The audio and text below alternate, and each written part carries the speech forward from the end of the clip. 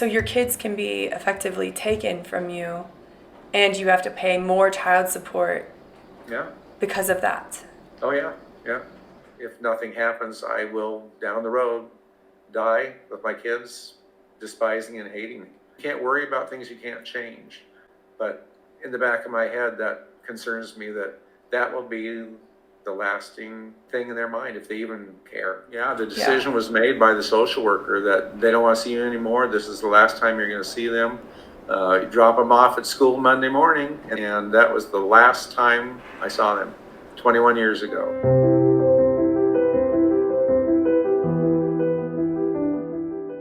Hi, welcome back to the Anti-Alienation Project, where I talk about parental alienation from the point of view of an adult child who's been through it. Today I have the privilege of having my first guest on the show. I know that a lot of people listening will definitely gain some perspective and some wisdom from hearing you talk about your experience with parental alienation.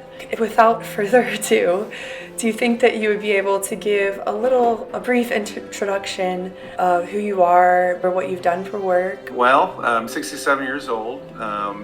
I haven't seen my kids in 21 years. Former police officer, deputy sheriff, and also we had a business, my new wife and myself. Right now, I operate a Facebook group called Alienated Fathers of Oregon. And I wanted to try and limit it to Oregon and helping fathers, because that's where I see a great need. And I should preface everything that I do realize that alienation can happen to mothers also. I didn't want it to be just another Facebook group. We throw up memes. We want to really help people. And I know when we spoke last week, you asked me a question. How many people have I seen reunited? Well, I've been dealing with this for about 35 years, and I gave you an answer: 3. 1 was Ryan Thomas, 2 was you, and 3, another gentleman that's in our group, but his was very temporary. His son was alienated for 26 years, came back for a couple months, and once the son found out that his dad wasn't just going to give him money and things, he left. So basically, they really didn't reunite. Let's start from the beginning, if you don't mind. Sure. This might be hard to talk about, but what were your relationships with your children like in the beginning, before this all started? What were some of your favorite things to do together? What were your favorite memories with them? Okay. Maybe before I even do that, I'll go back even further, because we spoke before that I see this as a little bit generational. I wouldn't say it's genetic, but I'm going to jump way back to 1948. My mother's in high school, and her dad and mother got divorced when she was 2-3 years old, when divorce wasn't even a thing. People didn't talk about it, but she was severely alienated from her dad. She was told he was an evil, hateful, dangerous person. She didn't know him, didn't meet him, she certainly can't remember him. But she's in high school, about 17 years old, and a man comes up to her and says, "Hi, I'm your dad." And he wanted to get to know her, and she was terrified and ran home and never saw him again. That was the only time she saw him. And a number of years later, she found out he died. And a trusted aunt told her that, "Well, I need to tell you, your dad was a really nice man. He was a great man. And everything your mother told you about him were all lies." Oh my gosh. So it was alienation going on when it wasn't even a thing yet.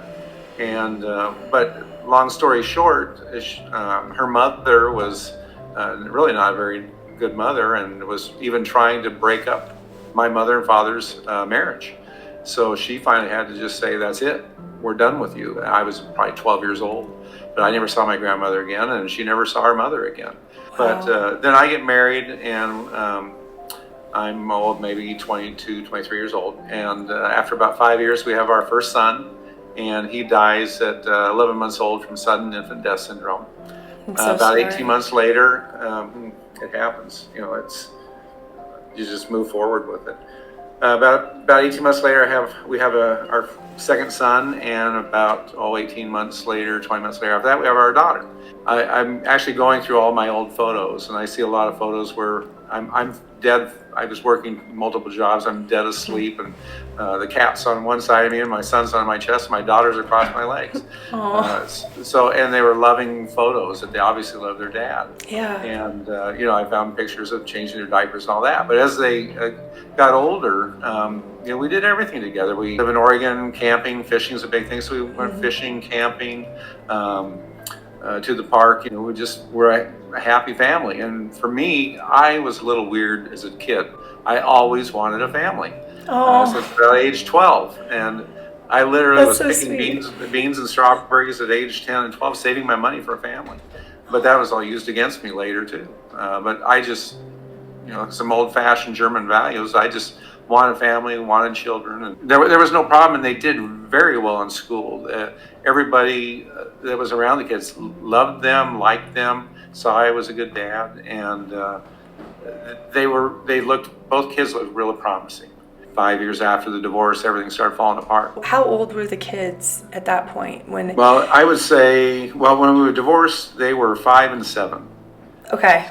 Yeah, so they were 5 and 7, and it was probably 2 years after the divorce where things started falling apart. And it's usually when you start getting involved in a new relationship, or the ex-spouse sees that you've got a new career and you're moving forward and you're making something of yourself. And then it's like the jealousy sets in. And then I think alienation was starting at that time. Do you have a specific memory of the first time when you thought or realized or saw something odd is going on with my kids, something's up? Well, it first starts usually with denying parenting time. So all of a sudden, you've been a good father for 5 and 7 years and moving forward, and then all of a sudden, even though you're divorced and you're trying to co-parent, all of a sudden now you're not good anymore, and so parenting time starts being withheld. So it was real subtle. Yeah. And then, but things got worse later, where they start calling me by my first name, and then they start calling boyfriends, or later their new stepfather dad. They start calling myself and my new wife names, the kind of names that I get in the nasty emails from my ex-wife. So they start emulating what the mother feels about me. They don't want to see me anymore. They start calling me by my first name instead of dad. There's resentment, more argumentative behavior. You go to the school, and the schools, even though I would always give legal documents to all the schools showing I had, the parenting time schedule, I had them 40% of the time. The school would deny me my parenting time. I'd go to pick them up, and the kids would say, well, they don't want to see you, then I'm here. You have to legally let me have them, and they wouldn't. Wow. I'm so sorry. It sounds like it happened really slowly. Yeah, I would say really slowly, and it was probably happening when we were still married, right at the end too. When it was happening, did you know it was your wife turning your kids against you? Oh yeah, yes. Okay. Yeah. At that time, did you know about parental alienation or anything in therapy? Did you seek therapy or? Not really. When things were worse, when they were maybe 10 and 12, I sought out a social worker that my attorney recommended. Not that I needed counseling, I needed advice on how to handle this whole situation, the proper and appropriate way to deal with the whole situation. Absolutely. How did you respond to your ex-wife's manipulation and alienation tactics? Did you ever confront her at the time? No. If things got to the point where she was doing complete contact denial. So, and then she'd show up at my work trying to get me fired. She'd show up at our business in our home and cause a scene. And when I did have the kids, it was my parenting time, and she wanted them back, even though it wasn't hers. I'd have to call the sheriff just to get her to leave. She'd call 20, 30 times a day just harassing me. So there was really no communication going on. And I would call it a high conflict relationship as far as the divorce goes. Mm-hmm. And we finally had a parenting time coordinator assigned to us. Mm-hmm. And that quelled having to deal with her, because Right. most parenting time coordinators, they're the go-between. All communication goes through them. So once he was assigned, I really didn't have to communicate with her at all, and he helped a little bit. He saw what was going on. He said, "You're being alienated." He said, "She's probably..." Okay. Yeah, and but I'll put a but in there. And he says she probably has borderline personality disorder. And he said, then it comes the but. He says, "But if you mention that I said that to anybody, I'll deny it." So as a social worker assigned by the court, what good is he? Can you go into a little bit more detail about what changes you noticed in your children and what you tried to do to Sure. anything? Well, near the end, they were 13 and 15 when I would say they were fully alienated. My 15-year-old son, he was, I would say he's almost potentially dangerous. We had to put locks on our bedroom door. We were afraid of possibly being assaulted. But he was just completely defiant, didn't want to come see me, stopped coming, wouldn't show up where he would be for a pickup for parenting time. My daughter was much milder. She was more sweet, still doing good in school, a couple years younger than him. And when push came to shove and the parenting coordinator finally said, nobody's going to make teenagers come to your home if they don't want to, he said the son was very alienated. He considered my daughter a follower. That she was following more what her older brother was doing, that she really didn't have those as bad a negative feelings towards myself. And but then he said, "But I'm not going to split them up either." Wow. It's interesting to see everybody's different story and how it even affects sibling relationships, and whether they only target one child or whether they target both or more than one. And well, I think they were both being alienated, but it hit the son harder, and I don't know. I really don't understand why. My daughter and I were always fairly close. I mean, she was sweet, and I would say at that time had some really good Christian values. But she became, as she got older, pretty nasty too. The changes in your children were pretty drastic, it seems. I would say people wouldn't even recognize them. People have seen a stark difference in going through the photos lately. I did too. The photos of how they looked coming to my home, dressed in terrible ratty clothing, dark circles under their eyes like they hadn't been sleeping. Did you notice any changes in yourself, in your own mental or emotional health? I got to a point where there was total denial before they finally walked away. So I had to file for custody, and of course I lost, just like most guys do. Through that period, there was frustration and anger when the social worker that was assigned said, "She gets custody and you get 40%. It almost felt like all the emotions in me just dropped to my feet. Nobody that I knew or us, based on all the evidence we had, and it was damning evidence, would have thought that we would not have got custody. And if I did get custody, we would have made sure that they had a loving relationship with their mother. I don't know, it's almost harder now. It's just like my son that died, my dad that died 45 years ago. It's almost harder now that I'm older, because you just wonder, how would things be? What are they doing? So the anger is gone. There wasn't much of that after the kids left. It's kind of worried. What are they doing? Who are they with? Which you have no control. I guess that's the problem. It's frustration. You have no control over what's happening with your own children anymore. But eventually just realize that, okay, maybe they'll come back someday, maybe they won't. Personally, I don't believe they will. It gets to the point where you have to look at your own life, and your life is short and precious. So I knuckled down and stayed very busy. I worked multiple jobs and then had a business that was very demanding. And so I guess you just pull on your boots tighter and do what needs to be done. I would say it's not walking away, it's not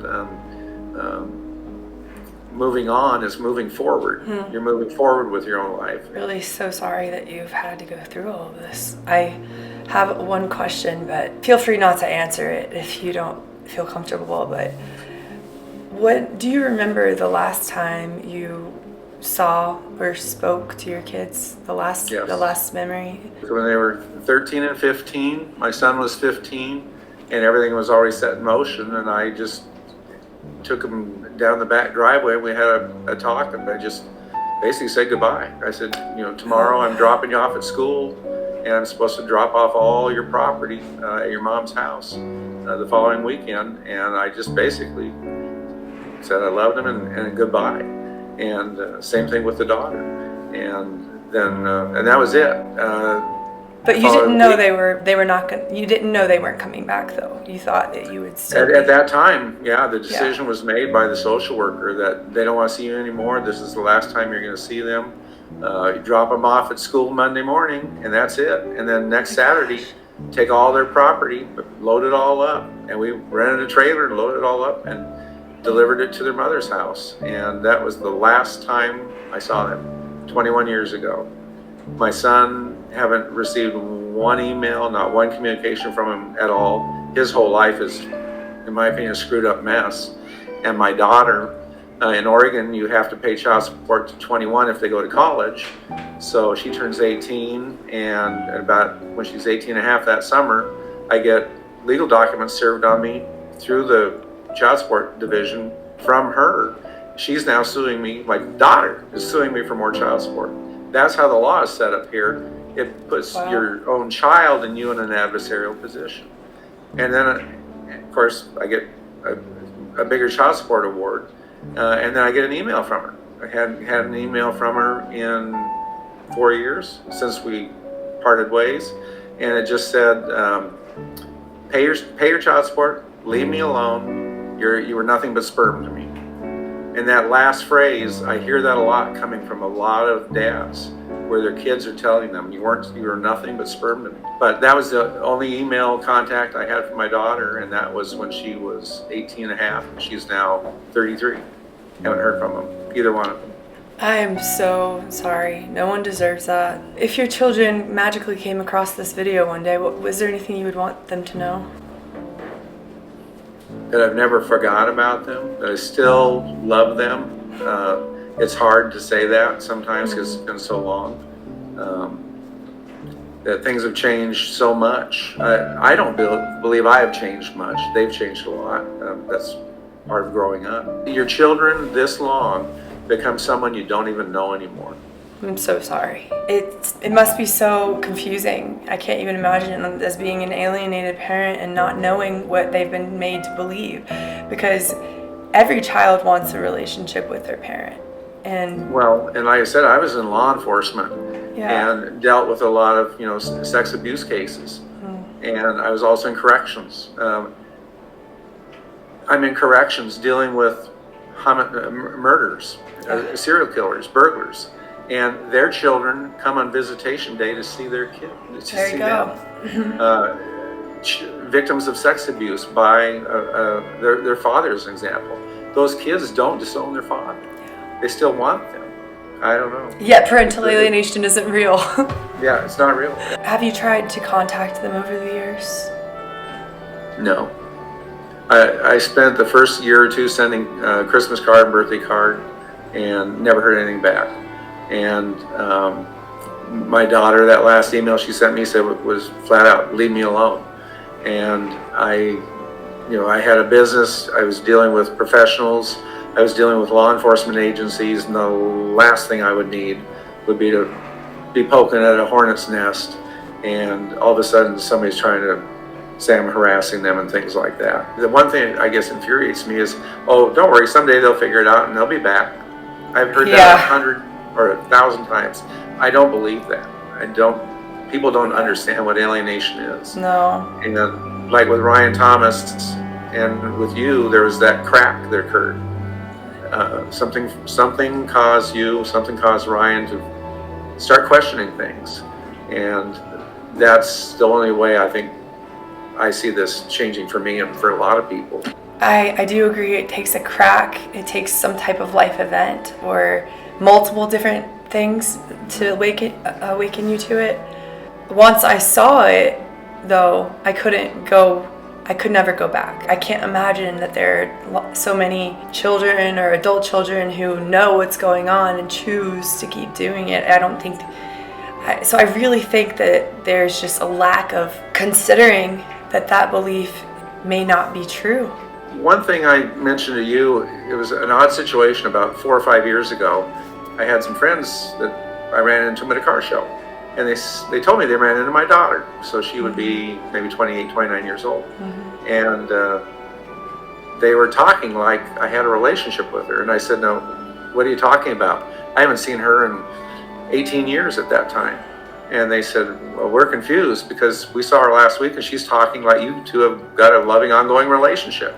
And that just blew my mind. So, and then now watching some of your content and videos, I've started to think, why won't they come back? The first thing that comes in my mind is that if they even attempted to and their mother found out, the raft of crap is going to be all over them. How could you go back to him? How could you even dare call that man?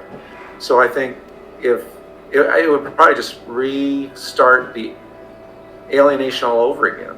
So whether the kids are afraid, they're afraid they're going to disappoint their mom, or they don't want to deal with mom again, or they know how she's going to act, or they really believe it all, or if it's even embarrassment. This goes back to what you were saying, you can never win. Say, for example, if I had been your daughter and then I had written you that letter and then say that I never heard from you again, I would, what the parent would tell me would be, he doesn't care at all. He's never even reached out to you one time. If he cared, he would be writing you letters. He would be knocking at your door.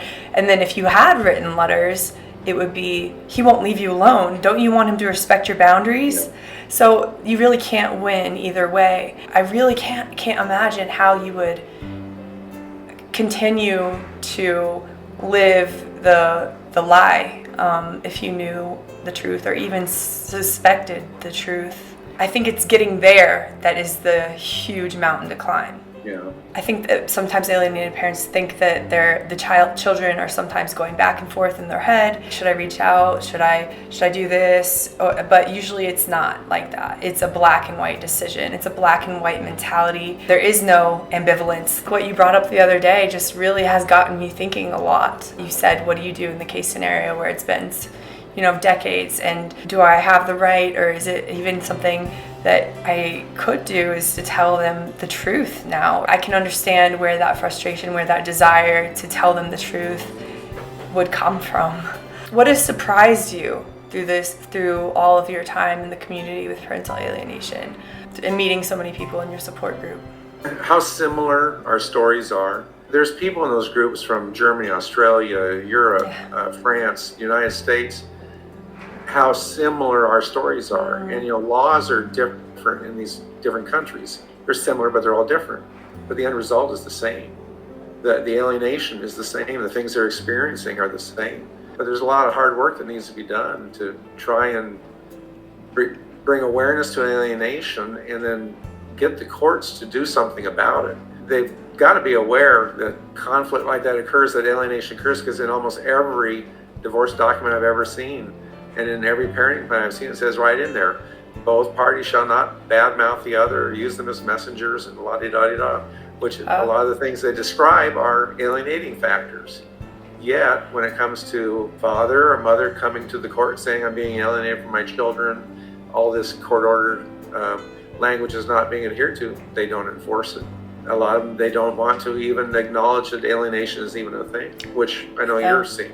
It's perplexing to me, someone who's lived through it for 20 years, how someone can claim it's not real.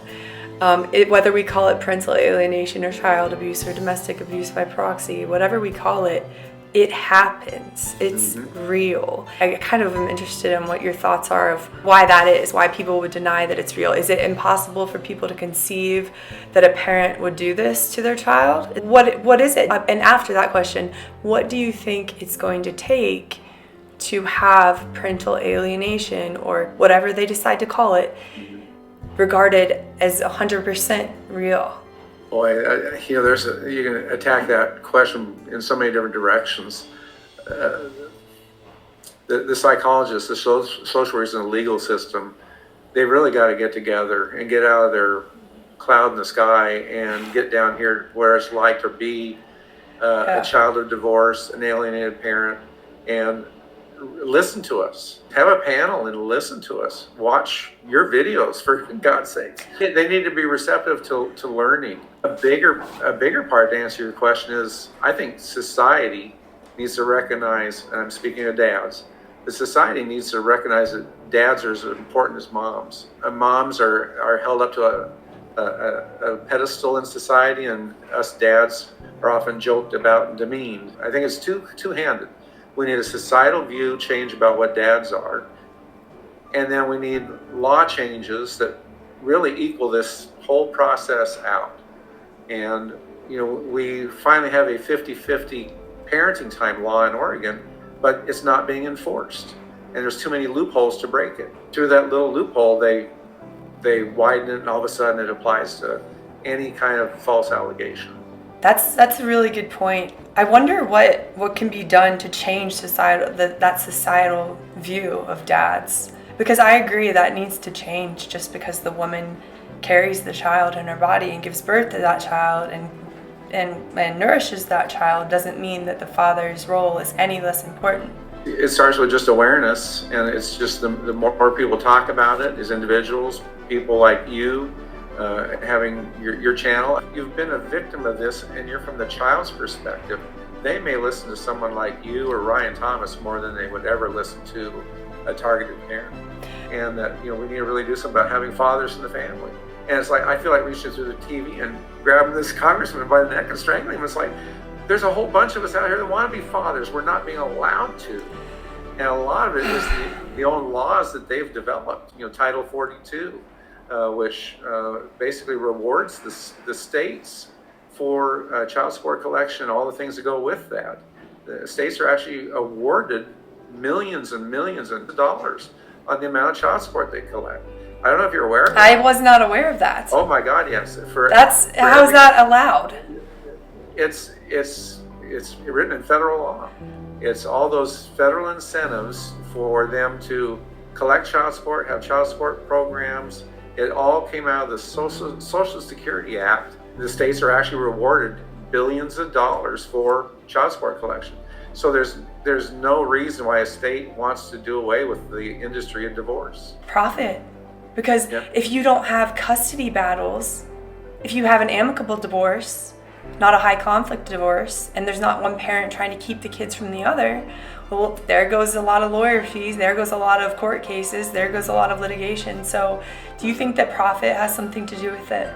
Oh my gosh, yes. Yeah. There's too much profit to be made. All the social workers, psychologists, lawyers, all of it. I've even seen like online coaches trying to make tons of money off of like traumatized people who are just trying to get help. Yeah. It's kind of sickening. Yeah, when she was withholding them from me, then she goes and files for a child support review, and they come in, they check out your income and her income, and they, well, how many times, it goes by overnights, how many nights do you have them? How many nights does she have them? Goes into a calculator, a process, and it spits out the value at the end. And they don't care why you don't have your kids. And this isn't really, you could say it's an off-topic discussion, but it affects parent alienation because there are rewards for alienating your children. The child support is all designed on how much time you have the kids. It's based on salary and how much time you have the kids. Like in my case, and it's in many cases I know, if mom can withhold the kids, alienate the kids and completely withhold them, your time, your percent time is now 0 and hers is 100. Or maybe yours is 15 and hers is 85. That calculation goes into child support. And your child support, yes. That is almost standard statewide. I don't think that was the reason the law was written that way, but that's how the calculators work. So once either party figures that out, there's an incentive to withhold the kids. Because if you're the custodial parent, they can increase their child support by hundreds and hundreds of dollars just by withholding the kids. And the child support enforcement, they don't care why you don't have the kids. They're just pencil pushers. So your kids can be effectively taken from you, and you have to pay more child support. Yeah. Because of that. Oh yeah, yeah. Wow. Yeah. How do we affect change in that area? I think it's grassroots, and I just a few weeks ago, I've got a small group of people in my group that say, what are we going to do to change this? And I said, well, we've talked about this before. I did polling on it, and it's going to take us, and there's people out there that will write the laws for us. It won't cost a thing.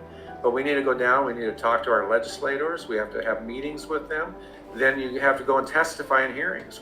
I guess the end result is there's a process to do it, and it can be done, but for me to try and get dads together or their support groups together to actually do the hard work, it's almost impossible. Everybody needs to win, and I'm not talking just the child either.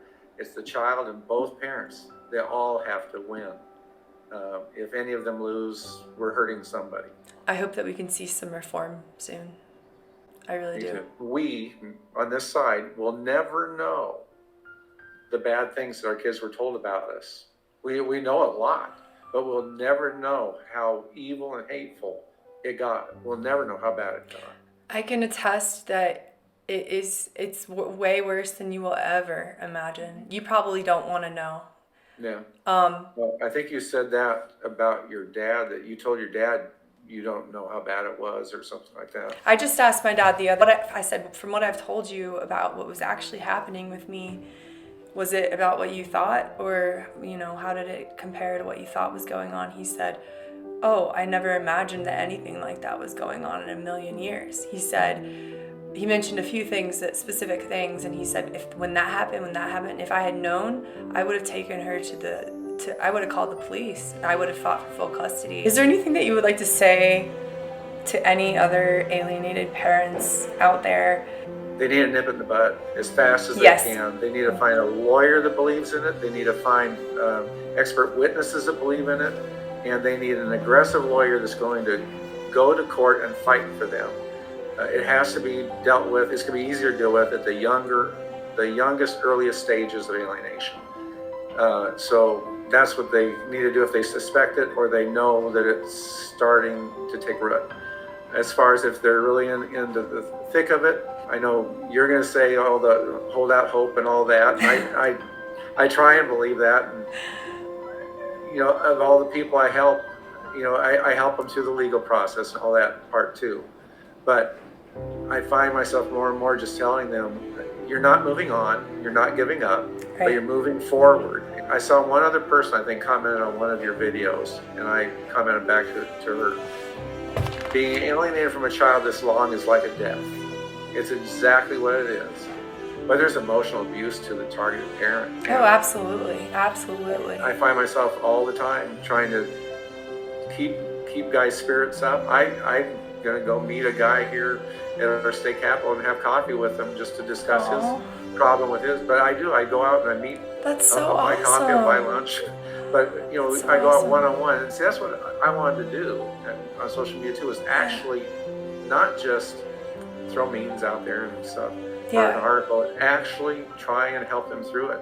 But they're just so abused. I don't think they even have the energy left to go and tell their story and go down and do what needs to be done at the legislature. The incentives have got to go away. You can't have an incentive where if I keep kids away, I can drive my child support up. You've given me a lot to think about and a lot of knowledge that was not even on my horizon. Thank you for doing everything that you do. To drive to a coffee shop, to meet up with somebody, to take the time out of your life, really says something. I guess this is just my way of helping myself deal with my own alienation. I think that's great. I know that a lot of fathers out there really appreciate your help. Someone asked me the other day about forgiveness. There are some people who view parental alienation as something that needs to include the entire family, including the alienator parent, that they need to be part of the healing process too. What are your thoughts on that? And what are your thoughts on forgiveness? Forgiveness in general to your kids, I would say any loving parent would hope to have a sliver of being able to have forgiveness if the kids came back. As far as being able to forgive the alienator parent, that's a tough one. It depends on what their whole attitude is about it. My own situation, it would be a possibility. I'm not sure I could forgive her, and I'm not sure that she's any different today than she was over 20 years ago. I'm of the same mind. You can lead a horse to water, but you can't make it drink. If they don't think there is anything wrong with their behavior or what they've done, if they can't even say that they've done what they've done, then...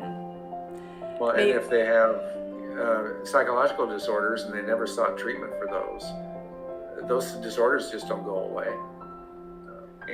But I foresee, if nothing happens, I will, down the road, die with my kids despising and hating me. And maybe that sounds funny. You can't worry about things you can't change. But in the back of my head, that concerns me, that will be the lasting thing in their mind, if they even care. I'm going through 40 years of photographs, and I've got two boxes back here, and I'm sorting through and literally taking all the photographs from my son and my daughter, and it shows family involvement, me, all the fun things we did, the hugging, and all the stuff we did together, and I'm sorting them into my daughter's box and my son's box. And I already told my current wife, when I die, find where they live and send it to them. And I'm probably going to put some kind of letter in there. The pictures probably speak for itself, and I'm not sending those to hurt them. I'm sending those to shock memories. There's nobody that could not look at those pictures and see a loving family and a dad that loves his kids, or kids that love their dad. Nobody. And maybe after they've been alienated 30 or 40 or 45 years and I die and they get that box, they will question what the hell happened. I mean, they're 33 and 35 years old. And yeah, it's been pretty painful to see all this stuff and wonder, what could it have been if this didn't happen? My neighbor has a 30-year-old son, married to a nice lady, and they have children, and they come over, and he's got a great relationship with him, and he's got grandkids. You know, I've got grandkids out there. I've got kids out there. They'll never know me. They'll never know me. And I'm not the only one, so I'm not bringing this up for pity. I'm not the only one in this situation at all. There's thousands and thousands of alienated parents that are grandparents that may not ever see their grandchildren. That's why we're here today, because it's got to change. It's devastating. I know that you have to accept the situation, and maybe you've given up hope for yourself, but I'm gonna keep the hope for you a little bit, because I appreciate it. So. I really hope that one day we can have this conversation again, and that anything has changed. I will remain that hopeful for you. I'll leave the door open a crack. A crack. I'll leave the door open. Yeah, a crack. There's nothing I can say to make it better, but I have so much respect for you, for never giving up, and for using what you've been through for good. If your children knew who you really are, they'd realize, well, damn, I'm missing out. I have missed out my whole life on an incredible dad. But thank you so much for being willing and brave enough to speak with me today and put your story out there. I know that this is going to help a lot of alienated parents, a lot of people understand what it's like to go through this.